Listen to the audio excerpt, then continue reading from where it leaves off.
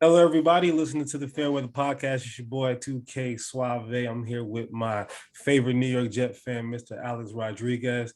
Is he my favorite New York Jet fan? Yeah, he is. I gotta think if I know anybody else who's a New York Jet fan. God bless their souls. Few far in between.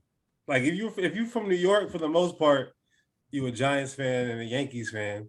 But every now and then I meet a Jets fan and a Met fan. I'm like, man, what part of New York are you from? And I try to figure some things out.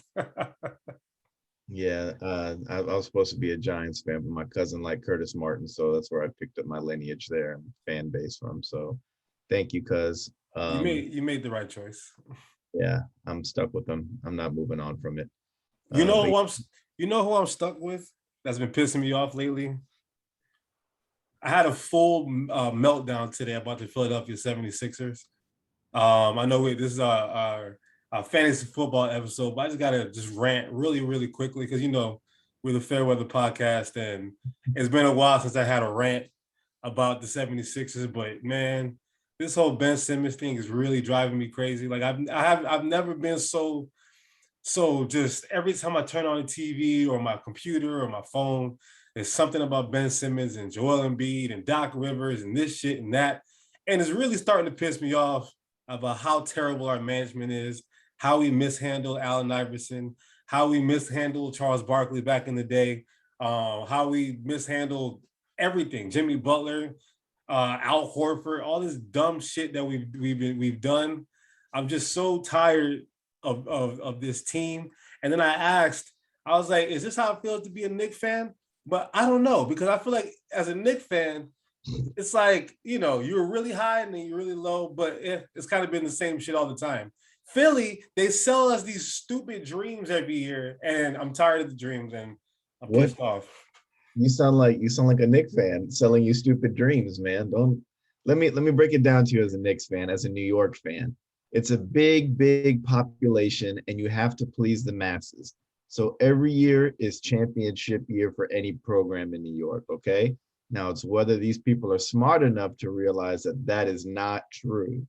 All right. So the Knicks fans out there, I love the Knicks, man. Just make the playoffs and win a series, and you're in the right move going forward. But other than that, 76ers fans, like, yo, I feel bad for Doc Rivers, if anything. Like anywhere he goes, like they feel like he just can't keep a locker room together or You something. want to talk about like cursed? That man, I don't know if he's cursed or he brings the curse, but man, it's like, man, I knew Ben Simmons and Embiid are not a natural fit, but damn, it's like one season and Ben Simmons says, I'll go to any other team in the NBA Mhm. except for the Philadelphia 76ers. He'll much rather go to like Guangdong, China and play for them instead the Tigers or whatever, I, instead of th- playing for the 76ers. I And I'm think like, and I know I was hard on Ben, but man, we disrespected that man, like for real. Yeah, I think that's what's putting the bad taste in his mouth. And I also think he's still a kid, so he's not like handling it like an adult. I think it's just kind of the way he's taking this is very childish approach. Like he'd rather go play video games, and like I feel like his agent's like, "Yo, man, they need an answer." He's like, "Yeah, I just don't want to go today." Like I don't know. It's all whack to me. But shame on the Sixers for the way they're handling this. But I wouldn't put it on Doc Rivers, or I wouldn't put it on Joel Embiid or anybody on the team. It's management, and it's Ben Simmons, in my opinion, to start It's a it off. shitty situation to be in. Stephen A. Smith once said about being a Knicks fan, it's like being kidnapped, dragged to the basement, being tortured, and then they leave you. They leave you and like have no more use for you, something like that. So that's how I feel. I feel like I've been drugged to the basement and kidnapped, and then tortured, and then just left me there because they have no more use for me. That's how I feel right now. Yeah, don't But come over here. You don't want to be stuck in the basement like me, man. All right, let's. This is our fantasy football episode. Everything's going to be targeted towards fantasy football.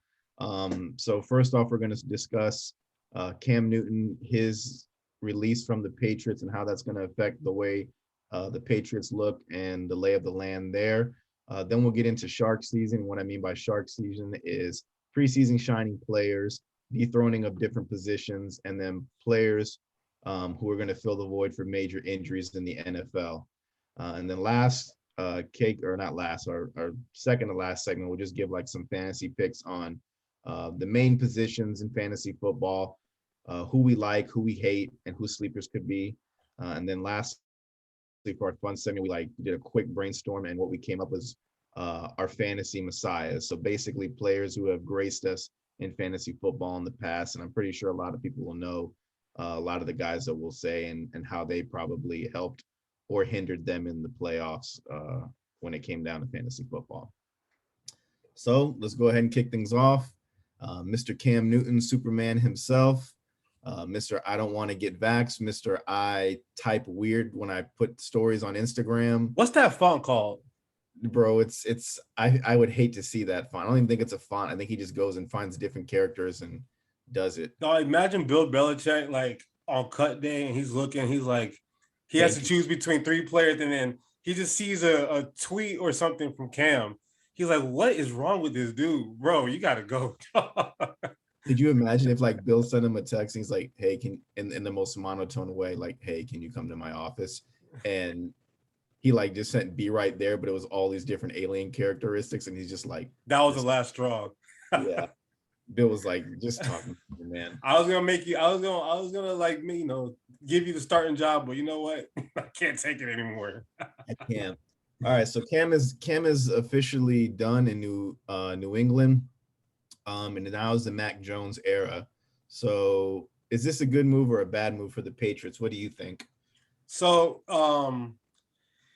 last season, during the weird COVID year with the NFL, that was like the first time in 20 years that I actually rooted for the Patriots because I'm a huge Cam fan. So but from a completely unbiased standpoint, it was the absolute correct decision for the Patriots to make, not only on the football field, but I think it helps them in fantasy as well, all around the board. Cam last season, obviously he missed like a game or two or whatever with COVID or whatever, but he only had 8 passing touchdowns. A quarterback in the National Football League, a former MVP, a Heisman winner, quarterback had 8 passing touchdowns and 10 interceptions. And Bill Belichick and McDaniel's system, that was not ever going to cut it. And I know, everybody wants to use the excuse of, he didn't have a full, off season and training camp and preseason, and he got COVID and this, that, and the third. Cool, whatever. 8 touchdowns 8 touchdowns is unacceptable. Absolutely unacceptable. I know he had 12 rushing touchdowns, 592 rushing yards, but he's not a running back. He's a quarterback in the New England system. 8 touchdowns is not going to cut it in 2021. So we got Mack Jones coming off of a national championship with Nick Saban, who Nick Saban and Bill Belichick are like BFFs. So the intel between those two is always going to be there. That's why you see a lot of Alabama players end up with Bill Belichick at some point, because it's just the relation that he has with Saban. But Mack Jones in college, his junior season, so his third year, he threw for 4,500 yards, 41 touchdowns, and 4 interceptions on 77% completion percentage. He's efficient. He looked better during the preseason. I know it was against backups, but he looked confident. He looked comfortable. He didn't look like the moment was too big for him. And I know Cam didn't play bad in the preseason, but if he was going to win that starting job over a kid that has no ego, who fits that Patriot mold, he would have to completely outperform him like exponentially. And the fact that it was close by week 3, the writing was on the wall. And then obviously with him missing last week because he didn't take the vaccine and, the 5 days that he was forced to take off, I think that was kind of like the straw that broke the camel's back, because not only are you not completely outperforming Matt, but now you got to miss 5 days of practice. And we're talking about Bill Belichick. I mean, he has people practicing on New Year's Day, Christmas Day, Valentine's Day, Easter. He doesn't care, right? Bill Belichick is going to want people that he can rely on. And, we're talking about a guy who would start Malcolm Butler one game and then in the Super Bowl won't start him. He'll have a running back go for 202 yards and then cut him the next week. Like Bill Belichick does not play with that nonsense. So this shouldn't come as a surprise that he was let go. I think he liked Cam as a person, but he was not going to be able to be the leader of this football team. It wasn't in the cards. And I think all the players kind of really rallied around Mack. I think they feel like they have a better chance to win with the rookie. And if you look at that draft class, he was the one that kind of seemed the most pro ready. He already looks like he's 26 years old. Like he just has the look, he has the build. I think this is perfect for the Patriots. Yeah, I kind of figured this might happen. A lot of people who are like surprised by it. I don't understand why. This offense was tailored to fit the Tom Brady system. And we were looking at it at the beginning of this season. They were doing things that they did to make a Tom Brady type quarterback feel comfortable, getting 2 more tight ends, getting faster receivers, getting better offensive linemen. Now your defense is back healthy. You add to that, get the traditionally great linebackers the Patriots have, and adding Matt Judon. So it also looks like a type of offense that Cam could strive and be well in, because there's no big name receiver there, and he has good rapport with tight ends always. But we all know this isn't a running offense, so Cam isn't going to be able to thrive there. And I know like you said earlier, we can say he had COVID last year, and it wasn't a complete roster, and there wasn't some type of all-pro or household name he was throwing the ball to. Julian Edelman, retired. All these weird things are going on. Yeah, I get all of that. You can make an excuse for all that, but it's just, we were happy to see Cam go to the Patriots. We wish Cam could excel in that offense, but it's just not the right offense for him. He's the kind of guy you got to let run. And I mean, I hate to see it happen to Cam because I'm a big Cam fan too. But the Mack Jones era has officially started. And I think just like you said, they rallied around him. The team is now younger. All of those old seasoned veterans that that are usually on the team are no longer there. And I think a lot of players are going to do well from this. I think the tight ends are going to do good. I think Damien Harris, now that Sonny Michel, by the way, he has no knees. So if you're drafting, I mean, take at your own discretion, but the man has no knees. Damien Harris, right? Yeah, Damien Harris. His stock value is going to go up now, because when you start shitting the bed at the quarterback position, you're going to feed the young bull. And that kid, I was saying out of college, he was better than Josh Jacobs, and the Patriots just stole that one there. As they usually do. Yeah. I couldn't believe that when I saw that. I was like, why did he go in the 4th round? That makes no sense. He was a baller. And I think the wide receivers, it's a young core, but I think they're going to get some productivity out of them this year. I think there was enough coming together with Mack and them, that you're going to see all of these positions do a little bit better next year. And I think 1 or 2 wide receivers will be rostered on this team, on your fantasy team. And of course, Damien Harris will be rostered, and both tight ends should be rostered as well for the time being. So with that being said, do you think Cam Newton is still a relevant option in fantasy football if he goes to another team? And what teams would you think he would land with? So before I get to Cam, I really kind of want to piggyback off what you were talking about with the weapons that they have in New England. I would definitely. What's up? I said, my bad. That was a dick move. I didn't let you give your opinion. No, you're good. So I would definitely draft Damien Harris. If I was, if he came to me at a certain price or a certain round, I'd definitely look at him. As far as receivers, the only receiver that I like is Jacoby Myers. Now they have Nelson Aguilar, and I know all too well about Nelson Aguilar. I don't hate Nelson Aguilar at all, to be honest with you. I mean, he's a local kid. He's a Tampa kid. He's from here. I rented him a car once at Enterprise when I used to work at Enterprise. And then I met him again at what's that place called? American Social.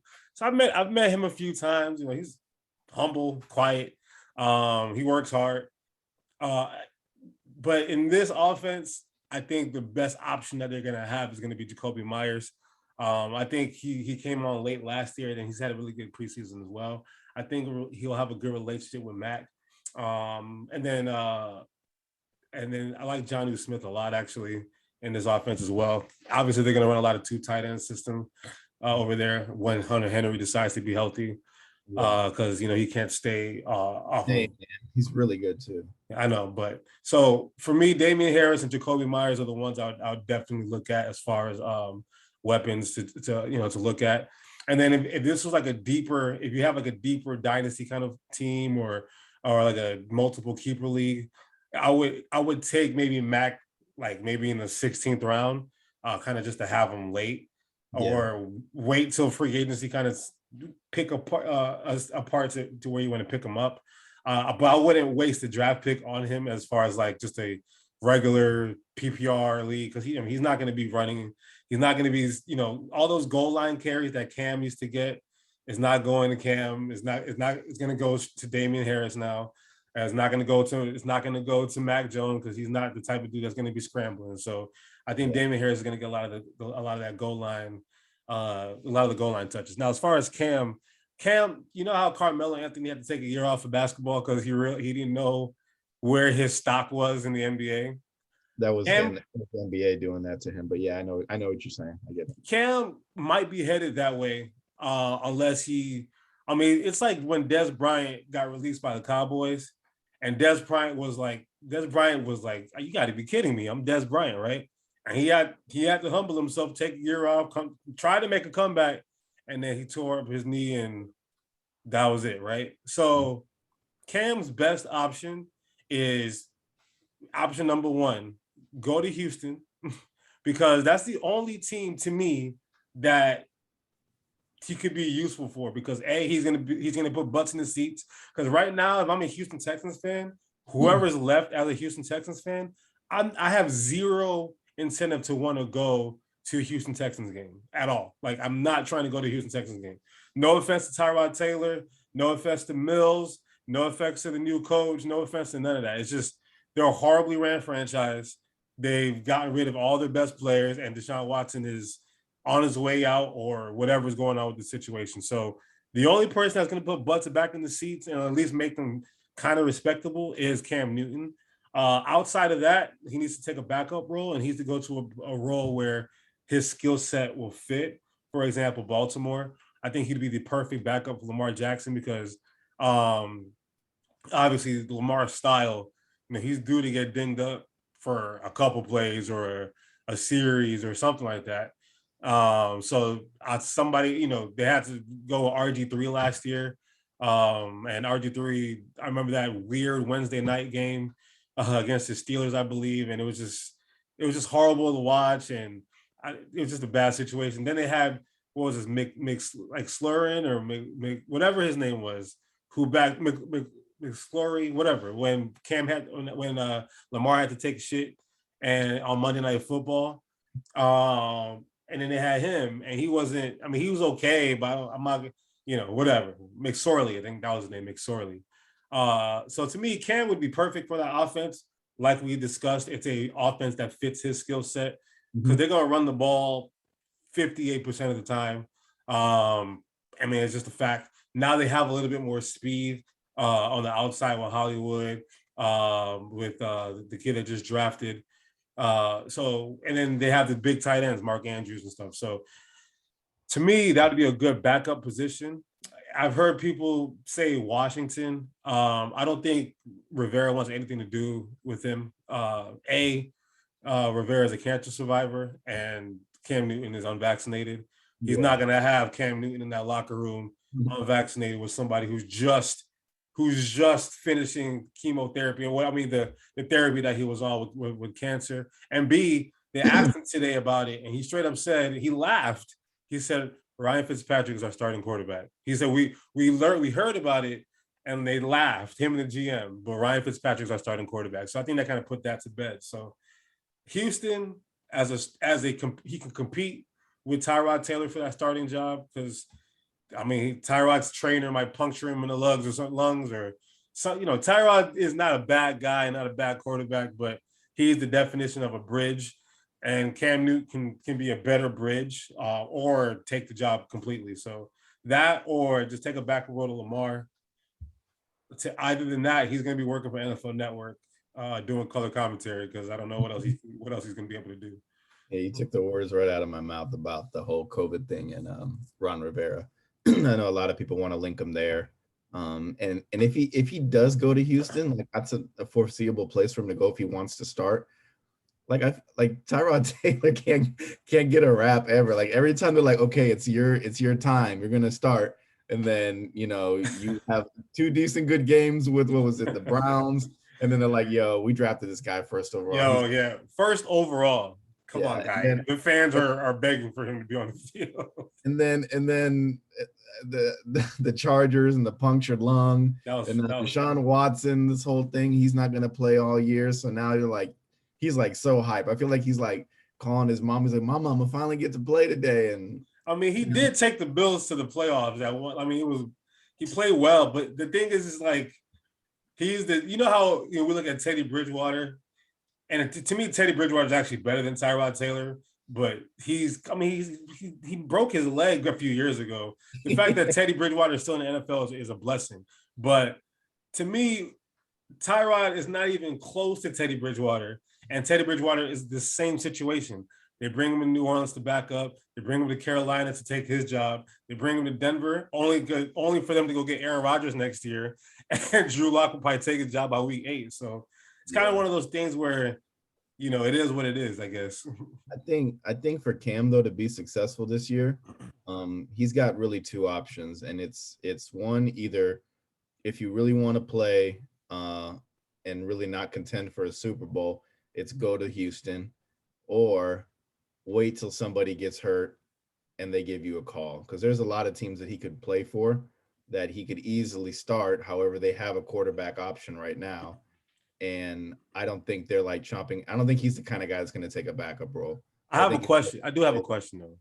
Do you think there's a team that he goes to for a situation where he's the backup and he has to accept the fact that he's not the every down starter, but kind of like when we brought in Mike Vick about a decade ago after he got out of prison, and we had a package for Mike Vick. Like, all right, Mike, we're going to bring you in for basically 8 to 10 plays a game. Kind of like what they're doing with Trey Lance and Garoppolo. Like, I think they're going to have a package for Trey Lance. You think he goes to a situation where he's just, we're going to bring you in on third and short, and you can do the quarterback sneaks and stuff like that?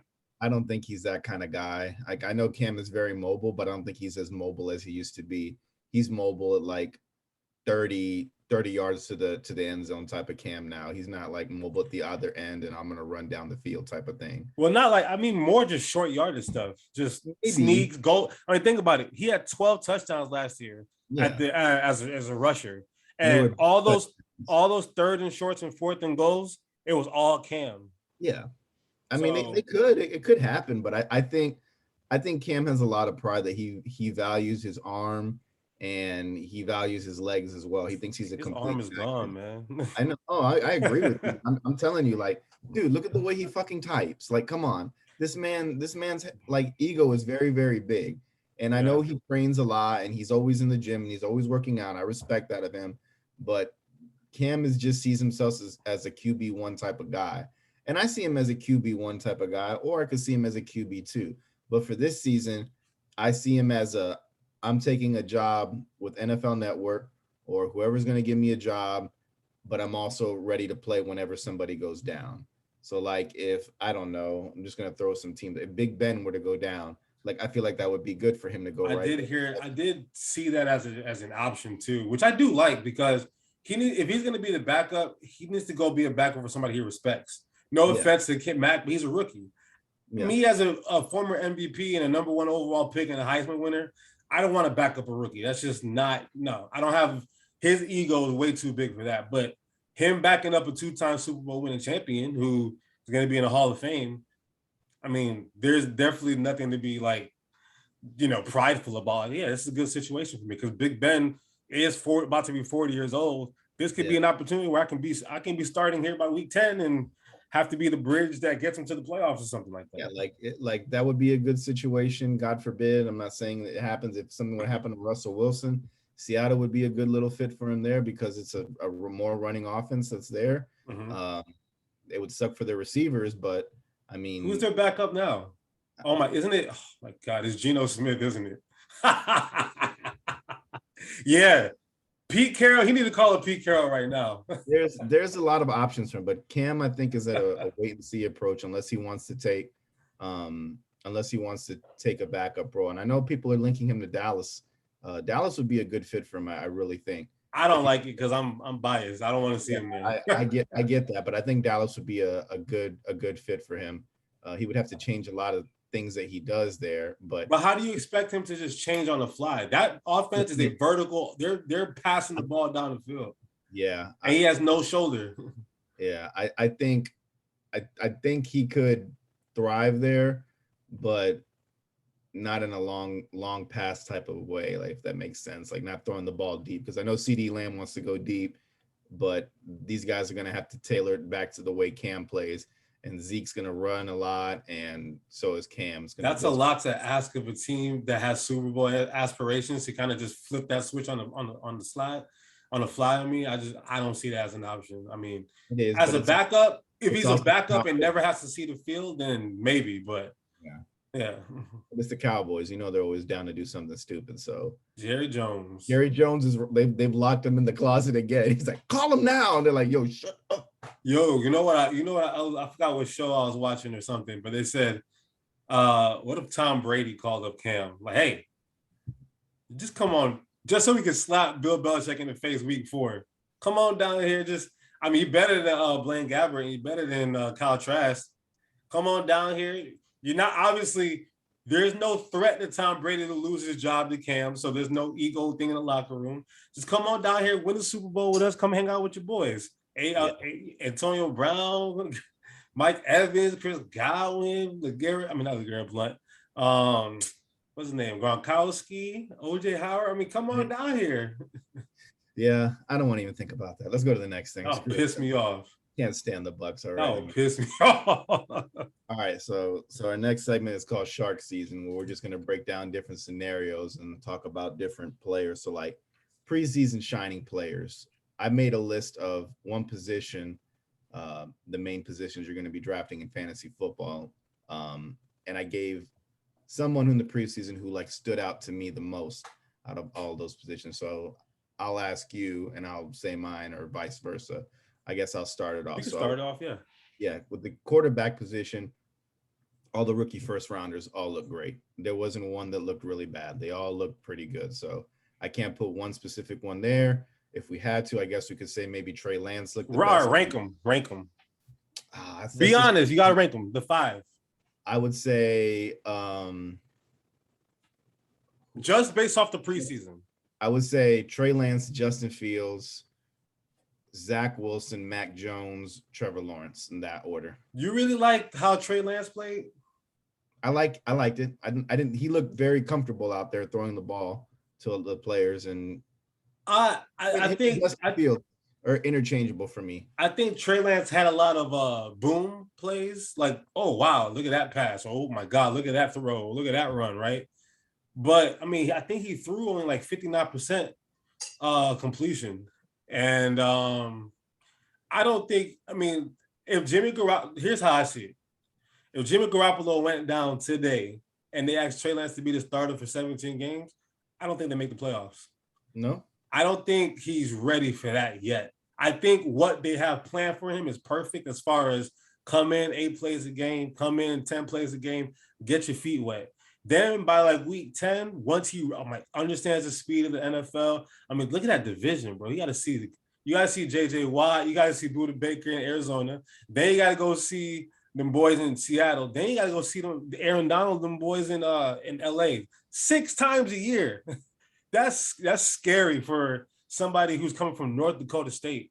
And I just know with Carson Wentz, as much as at first I was a big Carson Wentz supporter, I do get a little skeptical about it. I do. And his completion percentage is not that good in the preseason.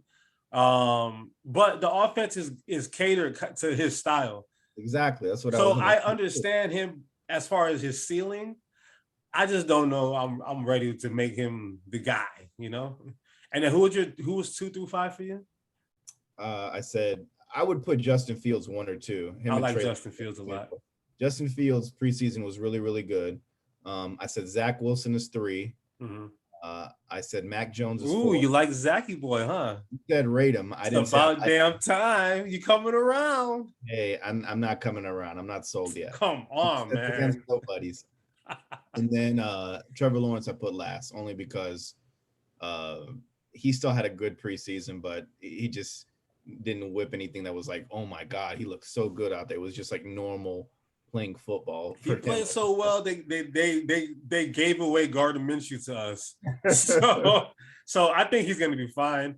I think Mack Jones to me is I just feel happy for Gardner Minshew because he can take a shit now, because he was saying, oh yeah, he's been waiting to not be number 2, and now he's number 3 now. So he's like, damn, I can take a shit finally in Philly. Thank God. They're gonna be asking for him by like week 5. We want Minshew. Out of all the preseason quarterbacks that you saw play, which one stood out to you, or if there's a tandem, whatever? The one guy who, to me, had the best preseason, just off of everything that was kind of stacked against him in a way, how like no one believes in him anymore, is my dog Jameis Winston. He did have a preseason too. I wanted to say him, but I wanted to keep it all with the rookie quarterbacks on mine. So the rookies played well. You know what I mean? But if you go look at the last 10 years, and it's crazy when you actually think about it. Out of every draft class, every single draft class, there's a lot of quarterbacks that are taken in the first round. It's only like 1 or 2 of them that ever really have a good career. It's crazy. Like, yeah, it's very few. Josh Rosen is on his 5th team in 3 years. He made it. And he might get cut by week 6. Like, it's just like, and it's so I always get so wait and see with the rookie quarterbacks. Because think about it. Out of those 5 guys that you just mentioned, statistically speaking, only 2 of them are going to be really good. And the rest of them are going to be on a different team by the next contract. Yeah. And that's crazy to think. But it's a gamble at the quarterback. Huh? It's a gamble at the quarterback. Very much so. But Jameis, man, damn, James, like, and I know it was like one game that he really, really looked good, but it was like a nationally televised game, you know, like, and Sean Payton does well with these because he knows what he's doing. He wants the world to see, look what I did. You know what I mean? And I know he loves Taysom Hill, but the Saints are better fit. Like, if I'm, let's say we're doing fantasy, right? I wouldn't draft Taysom Hill unless they designate him as a tight end again. Exactly.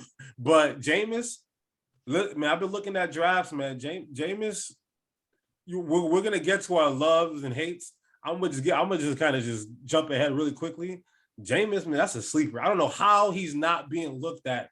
He's going late in rounds. Like, I'm seeing round 15, round 16 for him lately. I'm like, do you not know what Jameis just came from from Bruce Arians' offense? He threw for 5,000 yards, 33. Now, I understand the interceptions, but Bruce Arians is no risk it, no biscuit.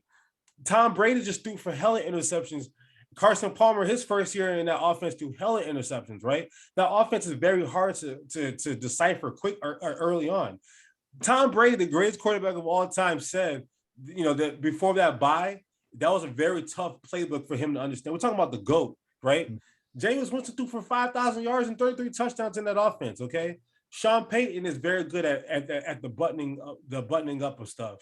So I know he's a quarterback whisperer. Think about it. Teddy Bridgewater went undefeated when Drew Brees got hurt. Taysom Hill, I think he went 3-1 when Drew Brees got hurt.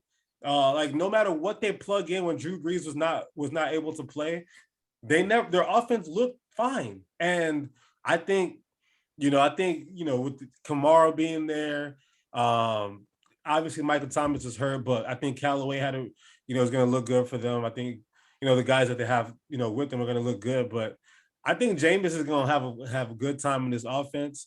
I think, how Sean Payton kind of saved Drew Brees' career after San Diego. It's going to be the same thing he does with Jameis. And I know a lot of people don't like Jameis Winston, half of it because of the crab legs, the other half of FSU and all his allegations and all that stuff. But he's matured. He's really matured. You can see he's just real. He's in a good space mentally. He's weird. I get it, the weird workouts and all this stuff, but he's somebody who's actually trying to better himself as a human.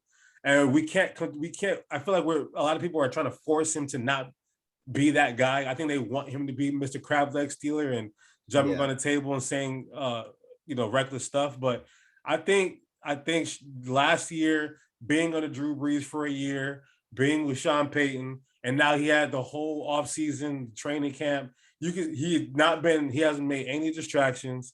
I think Jameis Winston is going to have a monster surprise year for the Saints. And I think he shined this preseason. I agree with you too. And just to really piggyback quickly on it, I think also not being tagged as the starter also put some fire under his ass to play better and to beat Taysom Hill out. Also, he really sucks at interviews. Like, just don't have him talk. I know. He's really bad at that. But it's like the fact that like he legitimately beat out Taysom Hill. Like, it wasn't like Taysom Hill got hurt or missed practice. Like, he legitimately won that quarterback battle. I think that's going to do a lot for his confidence. He's going to let it rip. The placement of those footballs on that Monday night game a couple weeks ago, it was beautiful. It was beautiful stuff that he was doing. He looks confident. He looks comfortable in this offense. Let's move to another position, running back. I'm sticking with rookies again. I like what I saw from Trey Sermon, Ramondre Stevenson from the Pats, and Chuba Hubbard. They all look really, really good in preseason. So guys that one may dethrone another, but I think the other two guys are going to have to. One is definitely draftable this year. The other two are kind of which one? Trey Sermon for sure. Where would you draft? Like, let me see where Trey Sermon's going right now. I think he's going in like the 8th, but it all depends on like how you're drafting, man. Like my league that I just did, everyone was snagging running backs like first, second, third round. So it all depends. His ADP right now is round 6. Yeah. So he's RB 28. Him and Mostert are like right. I think Mostert's right behind him. I think Mostert will start. But anyways, back to the whole thing. I think all three of those guys look really, really good in the preseason. Two are definitely back, or all three are definitely backups. One could take the starting helm if need be. They all could take the starting helm if need be, but let's be honest, Chuba Hubbard ain't going to take shit. I was going to say Chuba is not taking no start. Yeah, he's not taking from unless McCaffrey goes down again. He's not. And then Damien Harris is going to give his time before Stevenson can jump him. And Mostert is just always up and down, whether he plays or not, or contract issues. It's kind of a headache there. And they're all I like Ramondre Stevenson, but it's Bill Belichick is the most confusing human being. Cause like I'm telling you, he's gonna have a game this year, right? And he's gonna have a game for like 202 yards and 3 touchdowns, right? And next week he'll be on the bench and might not get any playing time. So it's like he'll get the Lawrence Maroney effect where he had a great year and then cut him the next year. It's just so strange with him. So, but Ramondre Stevenson definitely won as far as a running back this offseason. But I think the running back who won this offseason by default, unfortunately, is all the people who are in the Keepers League, like myself, who kept James Robinson. Because ain't nobody drafted James Robinson last year. And if they did, it was 14th, 15th, or 16th round. Mm-hmm. And unfortunately, and it breaks my heart because I like I like Etienne a lot, but James Robinson with this new offense, because they're going to be run dominant, because they have to be. Like, they got to protect Trevor. Urban Meyer made it clear he does not want to have Trevor Lawrence end up like Joe Burrow, throwing 50 times a game and then getting hurt by week 5, week 6, week 7. So I think they're going to rely heavily on James Robinson. So to me, unfortunately for him, by default of injury of Travis Etienne, especially if you're in a keeper league and you kept him, he's somebody who's going to make an instant impact. So just by default, he's going to win. To me, he's won the offseason just out of something that he didn't do. Seriously. All right, let's go to another position. Let's go wide receiver. The guy who stuck out to me in preseason, Marquez Callaway, he had great rapport with Jameis Winston, and he's got a big shoes to fill right now. You know, Emmanuel Sanders is not there anymore. Traquan Smith has kind of been like never been able to be that 2 or 3. He can't do it, man. He can't do it. And Michael Thomas isn't there right now, so now you got some big shoes to fill, and Cook isn't there anymore either. So I think he's going to do well in the passing game for the Saints this year. I think him and Jameis Winston really had good rapport on the field. A 2 touchdown and 100 and however many yards he had that one, what was it, Thursday night football game? It was freaking ridiculous. Yeah, and he played pretty well. So I'm excited to see him play this year. So my my guy for who I picked as my wide receiver. I looked at Callaway, but we'll see with him. But my guy, and it's coming from a biased standpoint for sure, is Quez Watkins. I need everybody to remember this name. If you are in a dynasty league, if you're in a keeper league, pay attention to this man, Quez Watkins, okay? The Eagles just did cuts for the 53-man roster. Our leading receiver, Travis Fulgham, cut, practice squad. And then the guy who drafted last year, Hightower, cut, practice squad. And then we have Jalen Reagor and we have Devonta Smith, right? Who I love. You know, I love me some Devonta Smith. That's a given, whatever. But the dude who's going to make Jalen Hurts' life so much easier is Quez Watkins. I need you guys to go on YouTube and Google, in case you didn't watch the Pittsburgh Steelers preseason game that we played against the Steelers, and just type in the Quez Watkins play. He took a 5-yard pitch and catch and turned into a 78-yard touchdown. He reached the top speed of like 24.78 miles per hour. I mean, he ran like a sub 4.40 in the combine. He's 6 foot, 190, about 200 pounds. I mean, he's fast, and Jalen Hurts is going to be scrambling a lot because our left side is compromised. So if his blind side is going to be compromised, so he's going to need some of these quick passes to Quez or some of these breakaway plays, and I think Quez is going to really, he's going to flourish. The fact that we cut our leading receiver from last year and so we can have Quez Watkins on the active roster tells you everything you need to know about Quez. And if you go, I follow all the Philadelphia Eagle beat writers, and all they talked about, I mean, they go to every practice, okay? I only can go off of what they say and what I saw on YouTube, because I watch some of the live streams on YouTube for the Eagles. And Quez has been the best player on the field for a lot of these damn practices, joint practices, etc. So Quez Watkins, from a fantasy standpoint, just pay attention in that 15th, 16th round. If you think your team is stacked and you just want to stash somebody, go get you a Mr. Quez Watkins. All right, let's go. Last position, tight end.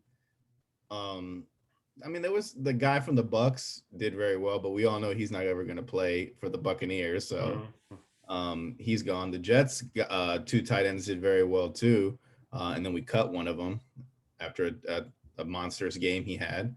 But the one that sticks out to me that I know is going to make the team and probably be the starter is the kid the Steelers drafted, Pat Freiermuth. Yeah. Like Big Ben is getting old, and I got the same, by the way, so you can just take away this segment right here and just talk about it. All right. Yeah. So Big Ben loves his tight ends. He had Heath Miller for a long time. Mm-hmm. He had Mr. Monday Night Fuck You stiff arm McDonald to the Buccaneers. Which who is it that he stiff armed again? Doesn't matter. That boy not there anymore. His name, oh my God, it escapes my mind. When I used to work at a restaurant, he used to come in all the time, and I remember he came in and everyone was looking at him. That I think it was like Thursday, he came in there like, damn, you got fucked up, man. Oh, Chris Conti. Chris Conti, yeah. That's what it was. That boy, Chris Conti.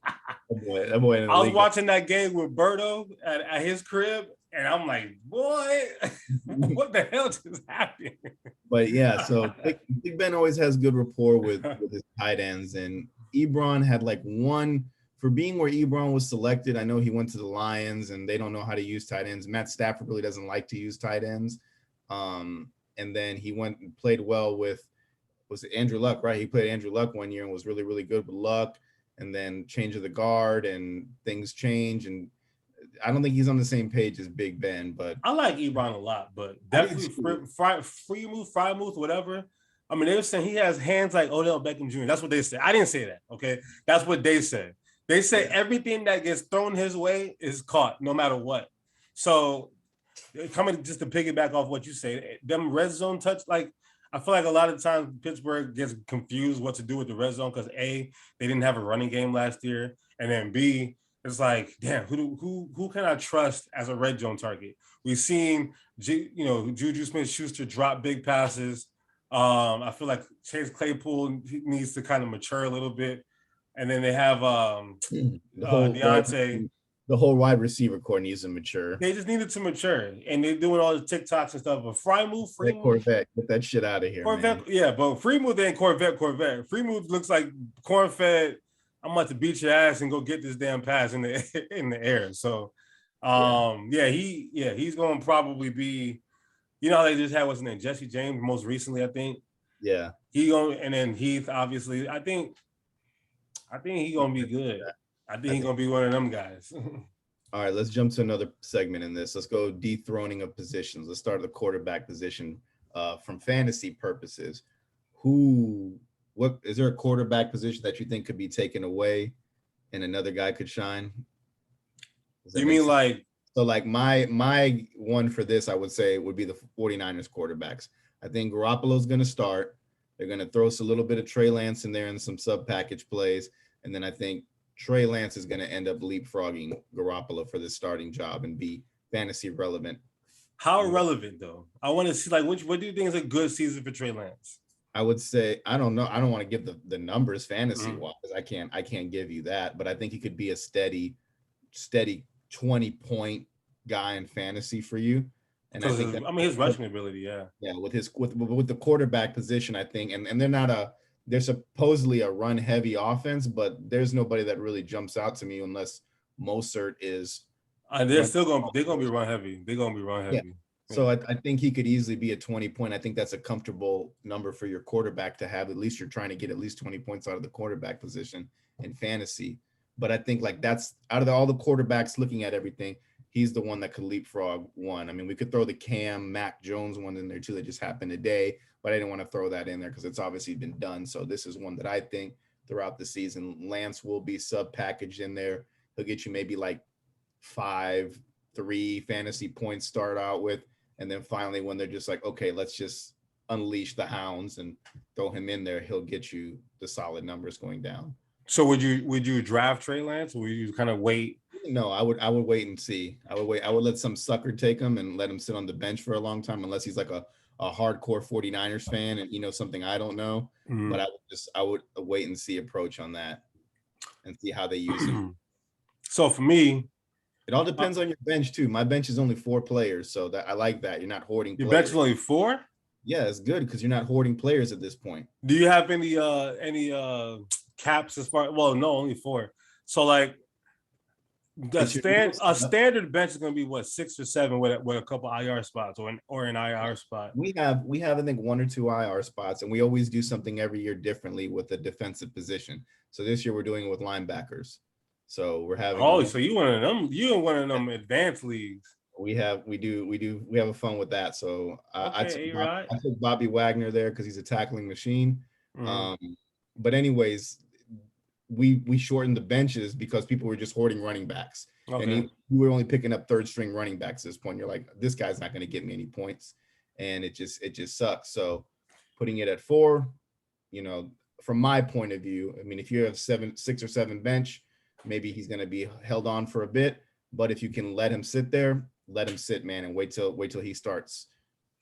And so in a standard 12-team league, PPR, regular bench size, 1 quarterback, not because them 2 quarterback leagues kind of confuse me. Yeah. I would, if I drafted well at every position and I had a 16th round pick to kill, I mean, already got my kicker, my defense, I'm good, right?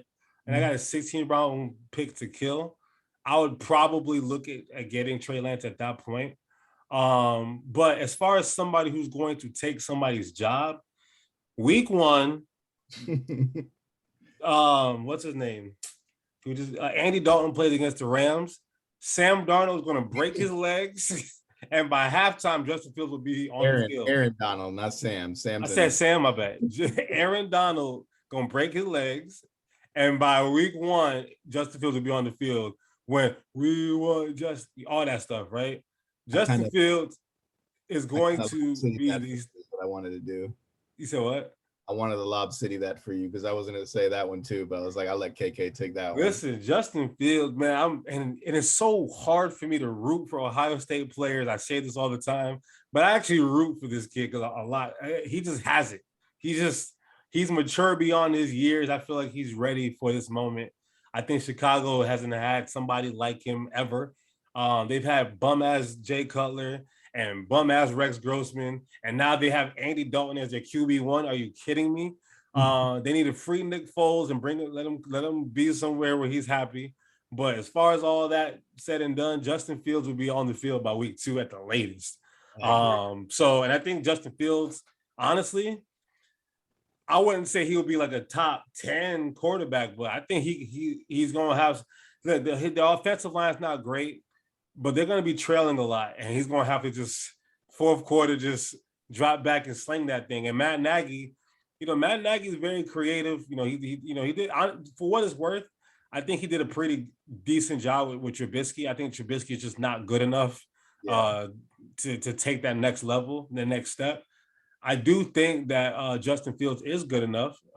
So I would definitely take a flyer on him in the 15, 16 round as well, and with the expectation where, you know what, he might be somebody I might use as a keeper for next year. So let's pray he breaks the quarterback stigma from Ohio State.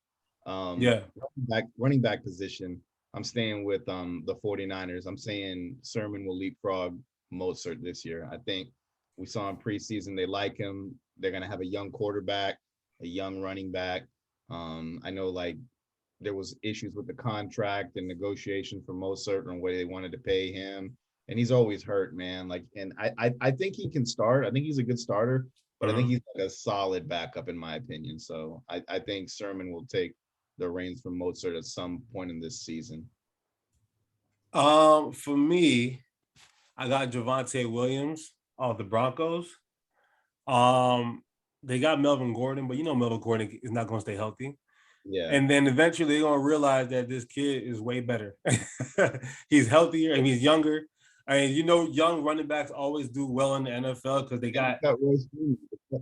cut Royce Freeman today too. So and they cut Royce even better. So to me, he's the healthiest one out of the bunch.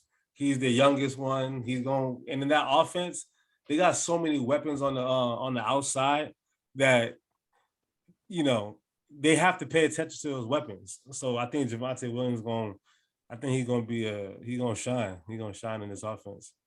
All right, let's go wide receivers. I'm sticking with another team as well.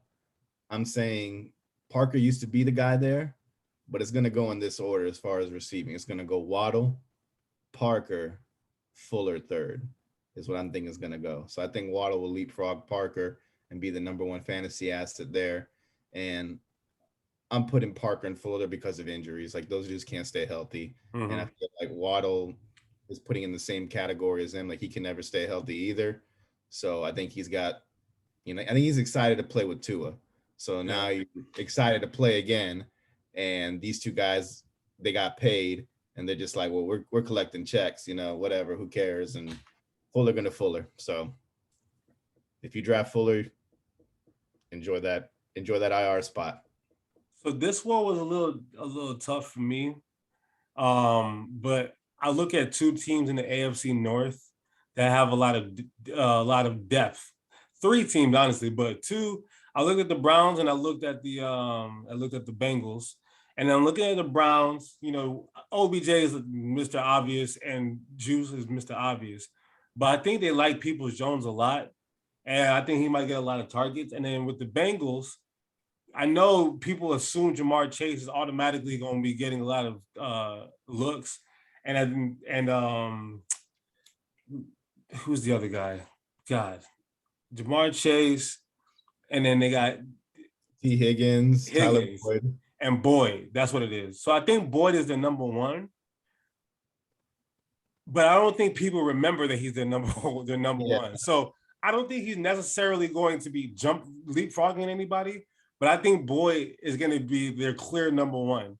Because I think Jamar Chase is still a baby. I think he's good. He's going to be okay, but he's been dropping the ball a lot in the preseason. And we're looking at all these receivers. If you're doing a fantasy draft right now, Jamar Chase, he wouldn't be like in my first 30 wide receivers picked, but I'll definitely go get me Boyd. I really like him a lot, honestly. He's been in that offense. He has rapport with Joe Burrow, just like Jamar Chase as well. But Jamar Chase, I mean, he's having trouble with press coverage with this in the preseason already, and that's against backups. He's had a few drops in practice and in the game. He hasn't played football in a year because he took a year off he opted out his last year at LSU. So I think don't focus too much on Jamar Chase and put a little bit more of your energy into Boyd. Is how I see it. But I mean, don't sleep on Higgins either. He was the second. And Higgins too. Honestly, Higgins too. I think they paid their dues to be where they are. Exactly. Jamar Chase got the draft because he's boys with what's his face with Burrow, and they listened to him. So and it should have drafted Penei Sewell, but that's neither here nor there. Not my team, not my problem. Let's go tight end. I'm going with a ballsy pick here, and I think it'll pay off. I think so. I know homeboy had ACL surgery last year, but I'm pretty sure he's coming back healthy now. I'm saying OJ Howard is going to leapfrog Rob Gronkowski. I think he's going to be I like that point. I think he's going to be a big focal point in the offense because Tom likes young, youthful players, and OJ is still youthful, and OJ is very, very hungry. You know, I know he wins the Super Bowl by default, but I think he wants to contribute, and I think not contributing all year just kind of like makes you want to be better. So I think they're going to find room for him. Plus, he was a first-round pick. I mean, you can't let a guy like that just slip through the cracks, and they've invested in him. So I think OJ Howard's going to leave Gronkowski. Gronkowski will be there in the red zone, of course, but what about Cameron Brate? Brate's always a wild card, man. Brate's always a wild card. So they run those 3 tight end sets. They've done it for a long time, but I think Brate is obsolete here. I think Howard's a definite winner. That's a good one. I didn't even think he's somebody who just I didn't even think about no more. I'm like, man, he doesn't really exist to me anymore. I mean, we talked about Freiermuth, whatever. I mean, he's technically not the starter now, but to me, I mean, and Eric, it's not like Eric Ebron's always healthy either. So to me, I mean, that's somebody off the rip that I see just instant rapport with Big Ben. I think he's going to be the guy that he's going to get a lot of targets in the end zone. I mean, the red zone too. So that's somebody I would definitely look at to kind of leapfrog a starter if you must. All right, let's go next. Let's go to the last segment in shark season. Filling voids for big injuries. So you're high on all these players. You were thinking of drafting them. You may have drafted them if you did your fantasy draft too early. Don't be a sucker and do it like game 2 of the preseason. Don't be that guy. Come see us. We'll help you with this, but like, don't be that guy. Michael Thomas is a big name to go down. Who are the guys that you're targeting on the Saints? If you're going with the Saints, who are the guys that got to step up now for that to replace a Michael Thomas? Unfortunately, the only answer is Callaway because we wrote with I want to call him Roquan Smith for some reason. Raekwon. Yo, but Lil Jordan. I don't trust him at all. Lil Jordan Humphrey looks good too. I think he's a solid too. The thing with this, and I know I'm big on Jameis, but to me, they need to just I think they just need to weather the storm and wait for Michael Thomas to get back. I think it's just going to be tough over there because they're not going to be relying on the same person every week. It's going to be, 1 week Kamara might get 30 targets. 1 week it might be they run the ball a lot. 1 week they just going to pray the defense pull them through. But they really need Michael Thomas in this offense to open it up for Callaway or open it up for from Mr. UCF kid. So it's just to me, I'm just not. I'm a little concerned about what they have. But once Michael Thomas gets back and healthy, now that he's on the PUP list, I feel like this is good that they know it's only 5 games because their bye week is week 6.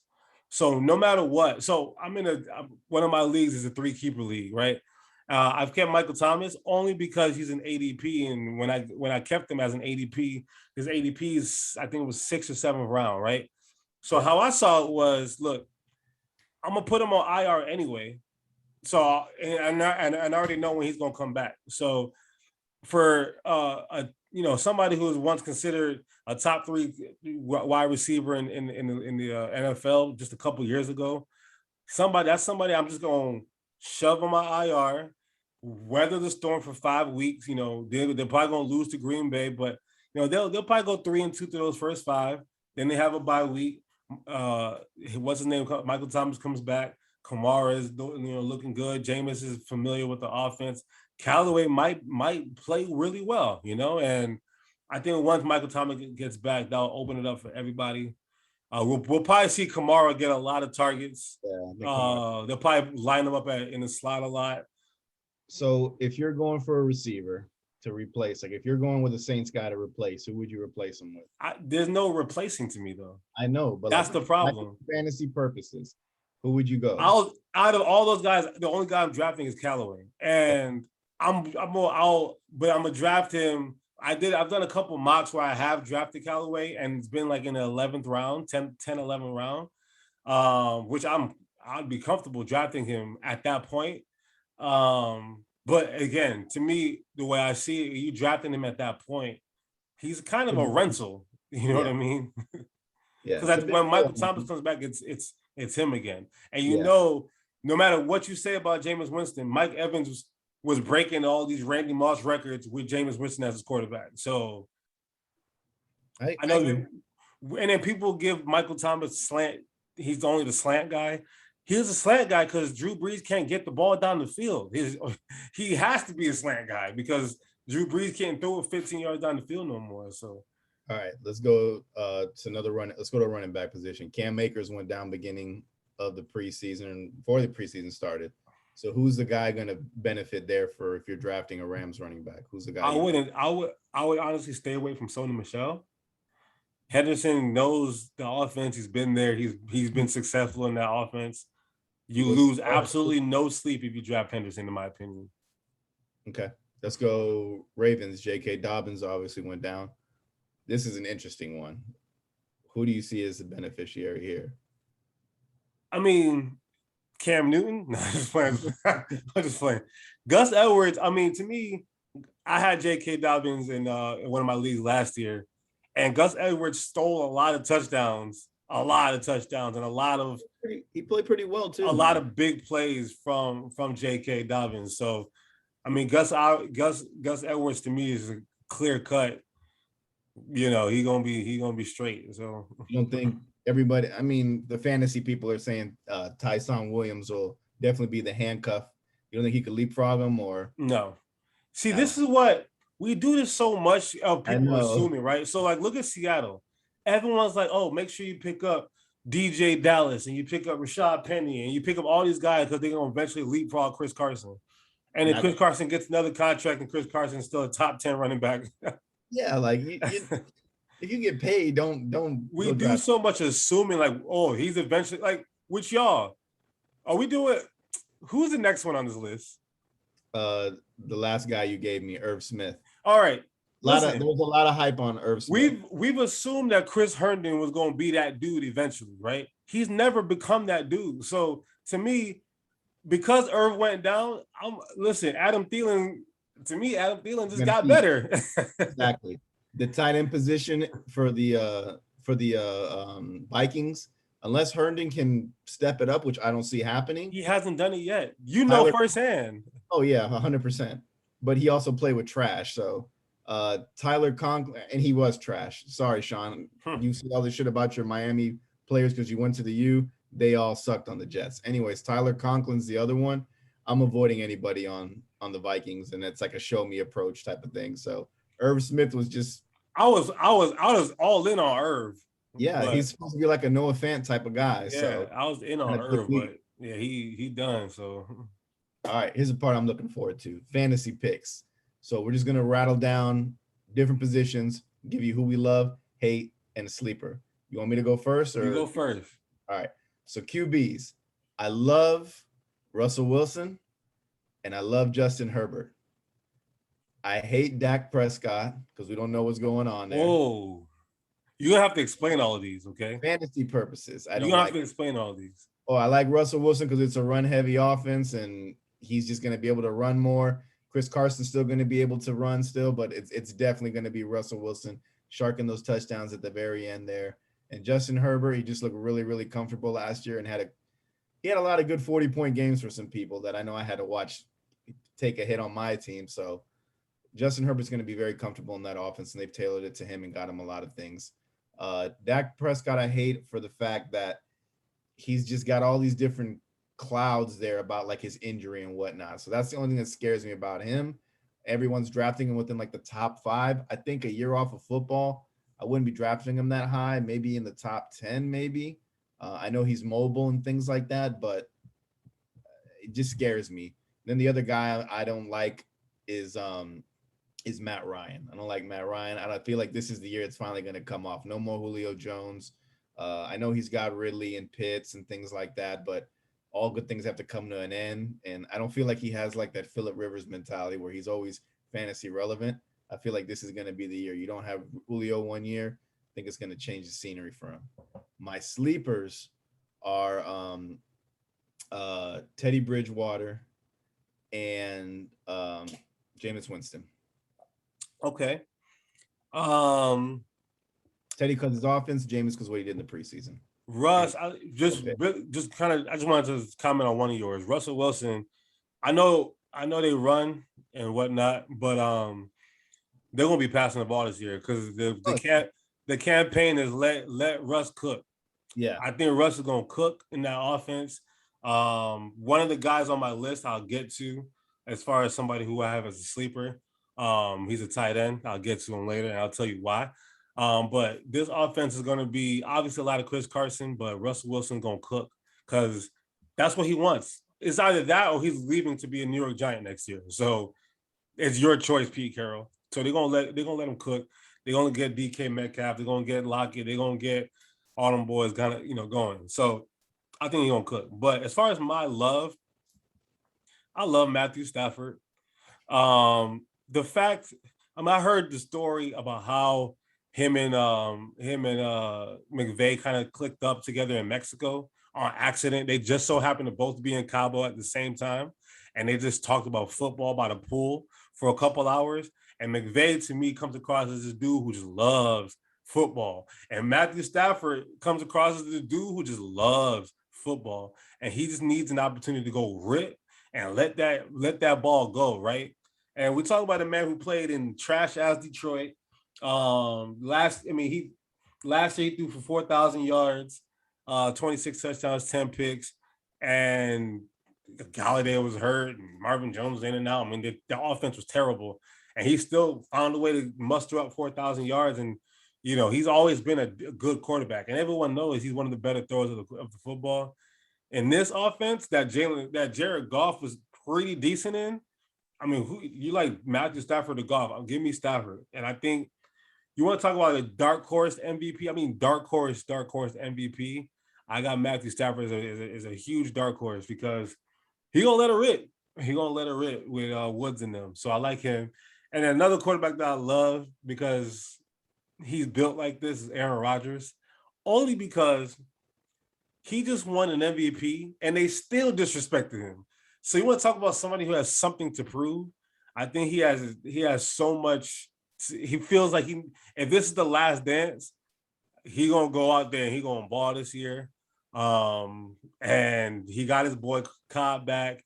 I like the pickup with the draft pick from Clemson. Devontae has been considered the top receiver in the league now. I like Aaron Rodgers a lot this year. Just Stafford, I think you can get him in the 6th or 7th. Aaron Rodgers, I'll probably get him in the 4th or fifth, probably my QB4, QB3. I'll probably go Mahomes, Josh Allen, Kyler Murray, and then All right, probably Aaron Rodgers. don't give me a rundown. Against All right. who you hate. You can Who do do this I all hate? day, I know. Who do you hate? I hate Jimmy Garoppolo Of because I think course. Trey Lance is going to steal a lot of them to those touchdowns, and it's a run heavy offense. To me, it does not make sense picking him up. And then I also hate Andy Dalton. So do what you got to do and stay away from Andy Dalton because Fields will be the quarterback at some point. I mean, this is a foregone conclusion in my opinion. Don't you dare draft Andy Dalton. And out of the people who I know who are going to start this year that is not named Andy Dalton, I don't like, believe it or not, I don't like Mack Jones as fantasy standpoint. As an actual quarterback, I love Mack Jones. But from a fantasy standpoint, I stay the hell away from him. That's my opinion. Okay. To me, my sleepers, your boy, Sam Darnold. I was going to say him too, but I thought you'd give me a weird look. But I think Sam Darnold's going to have a pretty good year in Carolina. I mean, he's never had a Christian McCaffrey in his entire life. Exactly. Never. They tried to give him a Le'Veon Bell, but that Le'Veon Bell was a rapper. That wasn't a football player anymore. They gave him a rapper in Le'Veon Bell. Give him a rapper with cheeseburger wrappers everywhere. On top of that, and they never gave him a real receiver. Now he has his boy Robbie Anderson back, whom he loves. DJ Moore is a stud. I think he slides under radars a lot, but DJ Moore is nice, really nice. And again, he's never had Christian McCaffrey before. And then their tight end Arnold as well. They have a very good rapport too. So I like Sam Darnold a lot. And then my bias, I don't know why people are sleeping on Jalen Hurts, but Jalen Hurts is going to have a good season, okay? If he plays all 17 games, he's going to run at least 80 yards a game, and he's going to pat. Like I literally said, he reminds me of Dak Prescott, and he's going to do a lot of Dak Prescott things. So I actually love Jalen Hurts, especially if somebody, who could be a potential keeper if he has a good season, because no one's drafting him until like round 14. So I like Jalen Hurts as a sleeper for me. Okay, so let's go running back now. I love Kamara because he's going to use heavily in the offense for sure. I know he's a top choice. top 5 back. I know that, but I think he's just going to put up really consistently big numbers going down the stretch. And I really, really, really like Najee Harris a lot. I think Najee Harris is going to be like possibly a first rounder. If you draft him in the first round, you would listen. I don't want no one that because I got a draft on Saturday, bro. I need to get me Najee Harris. Well, I'm trying to get him too, man. Someone took him right before me. I was mad. I can't let people know about this about Najee Harris. I do and I don't, but I'm gonna put him as my hate. I don't like Jonathan Taylor. I just think like Indianapolis uses too many running back sets, and there was like a lot of confusion last year. Is Marlon Mack our guy? Is he not our guy? Is Jonathan? And he's healthy too now, Marlon Mack, right? I know. Exactly. That's scary. I forgot about that. Go Bulls. And Nico Hines is a good running back too, man. There's 3 good running backs there. And Jonathan Taylor, I know he's 1 year in. He's got some veteran in him for being a year in, but these guys have been there a little bit longer and they know the offense better. And I just have a wait and see approach with Jonathan Taylor. So, and he's going pretty high. And then the other one I have is Clyde Edwards-Helaire. I don't like him either. I just think he was kind of a bust. He started off on a Monday night game really, really hot and then just kind of fizzled away. Hopefully he proves me wrong because I do like him as a player. I just don't like him on this offense to be a focal point running back. And then my sleepers are Trey Sermon. I think he's going to leapfrog Mostert eventually. And David Johnson. David Johnson was going in the first and second round last year. You can get him very, very, very, very, very late, close to last pick in your draft. So I have to pick it back off of 1 or 2 of those. God, okay, who you love? Do these quick. Come on. Who was your hate? No, your sleeper. My sleepers were Trey Sermon and David Johnson. And who was your hate? Jonathan Taylor and Clyde Edwards-Helaire. I think Clyde Edwards-Helaire is going to have a very good year because this is the Andy Reid offense. They love their running back. I think last year was just he was hurt a little bit and COVID and weird year. But as far as the ones I love Austin Eckler. I think Justin Herbert is going to love Austin Eckler this year for him. if he's healthy, I mean, it's his backfield. I know they got Justin Jackson and all that, but it's his backfield. So I love Austin, especially in the PPR format. I Yeah. love Austin Eckler. I love Derrick Henry because I feel like every year he's trying to break a record. And now that there's a 17th game, I think he's going for it. I think he's going for it all. And now that they got Julio on the field, just because Julio's on the field, your eyes kind of just leave the backfield for a second. And Derrick Henry is going to be one-on-one with you with your small safety ass, and he's going to run you over. So I love Derrick Henry just for obvious reasons.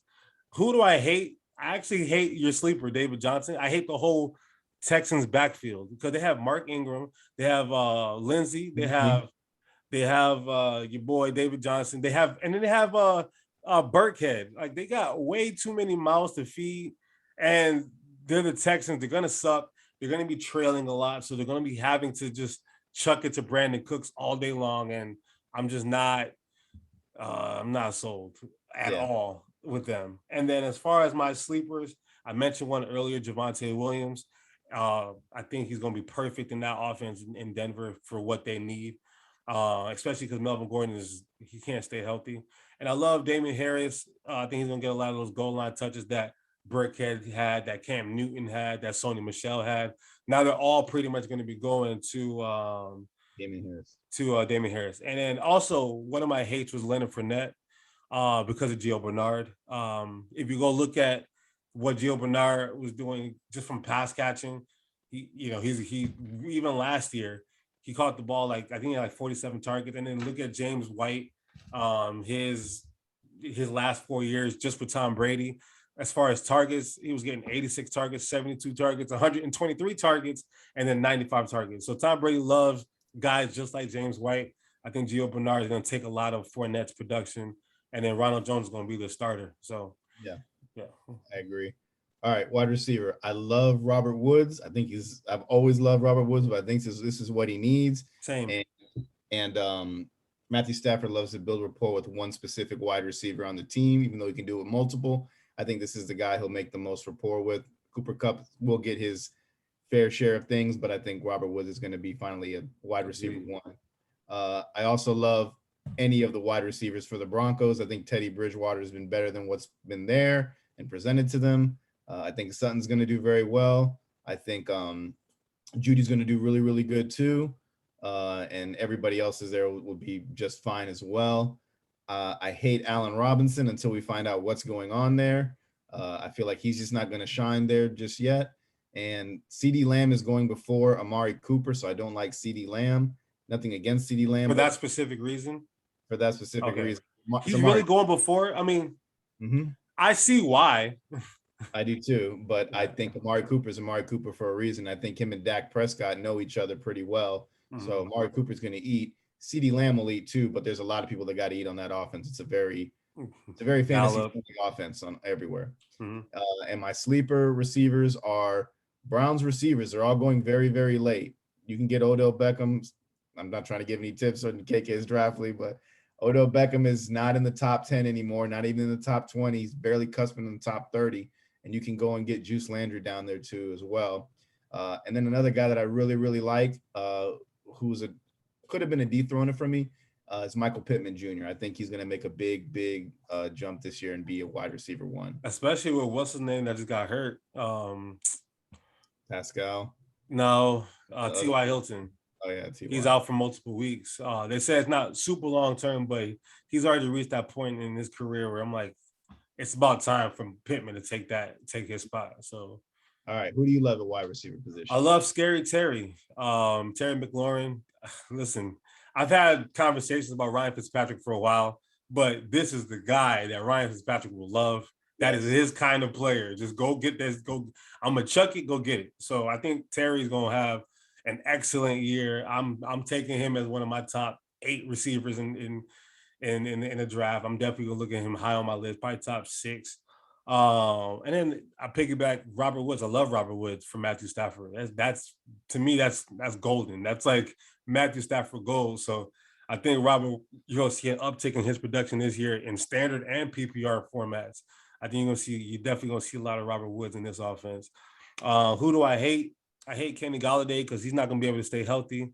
And I don't like Daniel Jones because he's not going to be able to have time to throw the ball to Kenny Golladay because the offensive line is atrocious. And again, I'll repeat, that offensive line is atrocious. And he's not going to have time to go throw the ball to Mr. I'm always hurt Kenny Golladay. So, I've always liked Kenny Golladay in fantasy. I would stay away from him this year. And then right now, if you're a wide receiver for the Baltimore Ravens, I am not drafting you. Hollywood, they're all hurt. The whole receiving core is hurt. And they're a run-heavy offense on top of that. And J.K. Dobbins is now hurt. So that offense right now is kind of a huge question mark because you don't know what we're going to get from that offense, period. So keep me away from Hollywood. Keep me away from Sammy Watkins, who never played 16, now 17 games. And then Rashad Bateman already has what I think is a groin injury. I'm staying away from any pass catcher for the Ravens, except for maybe Mark Andrews, and that's about it. Sleeper. And then as far as my sleepers, you talked about the Denver Broncos as people you love. Specifically, I love Cortland Sutton. I think, God, I'm giving away all my tips right now. Damn it. Cortland Sutton, man, people, I'm doing these mock drafts. People are sleeping on Cortland Sutton because he was hurt last year. I love Jerry Jeudy a lot. Don't get me wrong, but Cortland Sutton is that dude. So don't forget that. And another one, Antonio Brown. Antonio Brown is the third receiver in that Bucs offense, and I think he's going to have more targets than Chris Godwin this year. Weird, honest opinion, because at the end of the day, don't forget, Antonio Brown just a couple years ago was him, DeAndre Hopkins, and Julio Jones. Those are your three best receivers in the league. That was just a couple years ago. He had a weird thing with Oakland, and then New England, he got cut, and then he's had a lot of legal issues. But Antonio Brown is still Antonio Brown. So if you're going to draft, I've seen Julio Jones go in the 5th, 6th round. If you're drafting Julio Jones in the 5th or 6th round, a guy who's only going to play 12 games and then run heavy offense, and you're not going to draft Antonio Brown with Tom Brady in a pass heavy offense, you crazy. So I'm giving away my secrets now, but I was able to get Antonio Brown in like a hella mock drafts super late. Just saying. All right, tight ends. I'm jumping on the Noah. I love Noah Fant. I'm jumping on that train again. He burnt me last year. Yeah, he hurt me. He started off hot and then he got hurt. So, yeah. But I took the gamble. It paid off the first 5 games and then he got hurt. But I'm jumping on the train again. I think he's going to pick up right where he left off. And then to answer one of the questions that somebody asked us in the DMs, yes, take Tanyan from the Packers. I like him a lot. I think him and Aaron Rodgers, I think they have good rapport. I think they're like really good buddies, and that's his boy. I think he's a good person or good tight end that I love that I would draft. Hate, I think the Logan Thomas stuff was just a flash in the pan. I don't think you're going to get the same production last year we're going to get. For real? And Tyler Higbee, I don't like either because Matthew Stafford really doesn't throw to tight ends historically. So maybe there's something there I don't know, but he's had a lot of first-round picks and tight ends. Pettigrew, Ebron, TJ Hawkinson, and he really didn't use them that much. So that's a good point. Sleeper, Jared Cook is always a sleeper for me, and he's landing in a good spot with a second-year quarterback that needs some help. Jared Cook is landing in San Diego. I think he's a good sleeper tight end for you to get. I like him. And I'm going with another one that's with a rookie quarterback. And I'm not saying this because it's my team, but I'm gonna go Tyler Kroft. I think Tyler Kroft has good rapport, and I think Zach Wilson's going to shit his pants a lot, and who's always right there to dump it off for a good 10, maybe 20, Tyler Kroft. So I think Tyler Kroft will be a very sleepy pick if you want to go that deep into it. Who do I love? I love Waller because he's not a tight end; he's a receiver. Not really though, man. But like I get it. I think I think he's trying to be number one this year. And that's what I'm trying to say because. Kelsey's going to go in a lot of people's first round, number 11, 10, 11, or 12, or a very, very early second round, right? And I'm like, look, I understand why you would take Kelsey that early, but damn, Waller is literally like they don't have anything in Oakland. They have nothing but him.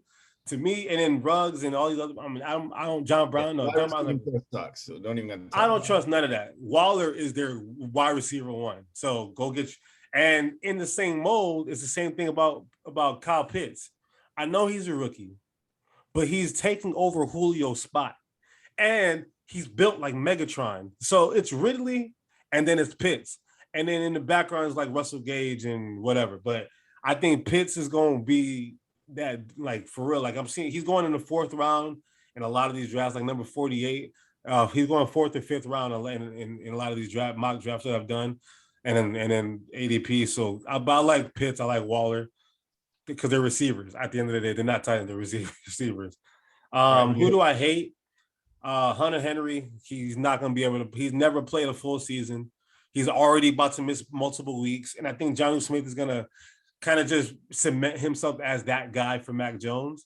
So by the time Hunter Henry gets back and is trying to work himself to the offense, I think it's going to be Jonnu Smith's team as far as the tight end. And then Evan Ingram for the Giants. Same thing with Golladay. He's already dealing with injuries. He dropped a lot of big ones last year. The fact that they brought in Kyle Rudolph in the first place tells me everything I need to know about Evan Ingram. And the offensive line is still garbage. So I don't. And then I had him last year, and he burnt me a lot too. So no to Evan Ingram as far as somebody who you would draft high as a tight end. And I only have one sleeper at tight end, Zack Ertz. I have a lot of Eagles on my list, if you don't tell. Zack Ertz is being drafted in the 16th round. Zack Ertz is not bad. He got a little older, but I just think that he relied heavily on our offensive line being healthy and having that relationship with Carson Wentz. But Carson Wentz went so south that it affected Zack Ertz's game. And Zack Ertz seems to, he got blonde hair now. He seems to be a little bit more just happy again. He's saying all the right stuff in camp. He's still, to me, he's better than Dallas Goedert. And a young quarterback's best friend is going to be dumping off to the tight end and dumping off to the running back. And I'm taking Zack Ertz in the 16th round for sure to be my backup to Kyle Pitts. Quick question: You don't think he could be just trade bait too? He ain't trade bait. He ain't going nowhere. All right. We have one last question asked in the DMs. They asked where we should take Tua in the draft. Just don't. That's my answer. I mean, if you're a Dolphins fan, don't. I mean, if you're a reacher, that's on you. But if you want to take Tua in the draft, I don't even see him getting drafted, to be honest with you. So you can wait. Yeah, he's somebody you could definitely wait on. And I know it's a joke question, but we're just. I really like Jalen Waddle. Yeah. Like when the Eagles were looking at receivers to draft, I was like, look, we can't get Devonta Smith. Give me Jalen Waddle or give me Jamar Chase. I know Jamar Chase is going to be having the drops, but I'll still take him. But Jalen Waddle, man, he nice, and he makes life easier for Devontae Parker. He's gonna make life easier for all the rest of the guys that they have, and then Gesicki, and then their running back situation gonna be good too. But if I was doing DraftKings or FanDuel, and I only had a little bit of money to spend, I'd probably spend it on the right matchup for Tua. Okay. But he got to deal with Buffalo, and they're going to, the Buffalo defense is tough. The Patriots defense is super tough. Yeah, let's just leave it at you can easily get him in the late rounds or not even draft him depending. Yeah, you can definitely wait on that one. You can definitely wait on that one. All right, so let's wrap up the show. We do the fun segment now. Where he went to college is not happening today. We're going to do fantasy messiahs. So basically the people who we've drafted in fantasy or took on the waiver wire to win us championships or win us big games. So I'll give you three that stick out to me. One you'll be very appreciative of. I took that gamble on the Michael Vick and got that 42-point game out of him with the Philadelphia Eagles. Against the Washington football team? Yep. That was one of the greatest games I've ever watched in my entire life, by the way. Great game. And I remember I was at work watching that in college, and I was like, this is unseen, man. This man he never left. And then he had a monstrous season after that. It was very productive. At least 20 points going after that. My next one is, I think my first round pick this year was Julio Jones.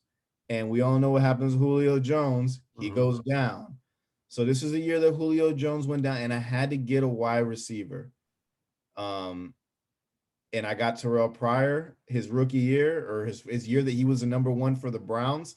I'm not saying Terrell Pryor was ever relevant, but that 1 year that he was wide receiver 1 was putting up 2 touchdown games for me, man. Mm-hmm. And solid 15 points out of the wide receiver position for me. So I was pleased that I was able to get that, go deep in the playoffs, but I did not win. Now, my biggest winner that I'll never forget, and I don't care where he's at. I don't care if he's in Houston. I don't care where he's at. I am drafting this man, David Johnson. I will never forget that playoff game. I remember that one. And I had Chris Johnson too. I had Chris Johnson, and he was on teetering between it, and it was like a game time call. And I remember I was at the movie theaters with my little girlfriend at the time, and I was like, fuck, I got to pick someone up. I was like, all right, David Johnson. Picked him up, put him in, couldn't check my phone. I'm watching a movie with a girl, you know, I'm trying to go second base, all those things like you're trying to do. And I had to go pee, man. And I looked at my phone, and all I had to do was beat this. I was down by 20 points, I think. And I put my faith in David Johnson. Mm-hmm. I looked at my phone. I was beating him by 20 points. So David Johnson scored 3 touchdowns, had like hella fantasy, like PPR stats. I think he had like 120 rushing yards to add with another like 70 receiving yards. It was stupid. It was something anybody would be pissed at. But I beat that guy. Then I went to the final the next week and won the ship that year. So that was my fantasy guy, David Johnson, and I will always draft you just because of that one moment. And yes, you were my last pick this year in fantasy. So second to last. That's why he still drafts him. That's why he still drafts him. I believe in you. I believe in you, David. Listen, Michael Vick is an obvious one. That one was just, I remember I was like, man, this is whatever. And I had him. I got lucky. It was one of those things where I needed 10 points, and he had that in first play of the game. I think it was just a luck start right there, because if you look at the game before it, was like, I think he had like 8 points or something like that, or he didn't even have any points, something like that. But the next game he had that 42. I was like, good Lord. He was hungry. He was hungry. Another one for me, man. I was really obsessed with drafting what's that running back's name? Steven Jackson that played for the Rams. Mm-hmm. I was obsessed with drafting him. And he was him and Arian Foster. I always made it a point. If I have one of those two on my team, I'm gonna have a good season. So Arian Foster and Steven Jackson were always ones that kind of just always came through for me. And then LaShawn McCoy. That's how I feel about Nick Chubb right now. Nick Chubb is my guy right now. Nick Chubb is nice. Now, LaShawn McCoy, listen, when people ask me my favorite Eagles of all time, LaShawn McCoy is in my top 5. He's one of my favorite football players of all time. LaShawn McCoy, he played in the snow against the Detroit Lions. I had him starting. I'm like, man, it's snowing. I was nervous. He was doing snow angels. He was cutting and everything on this icy ass cold field. I was like, that was that game for me. That I'm like, yeah, LaShawn McCoy is my guy. So those are like 3. But one dude who has burnt me every single season is Brandon Cooks.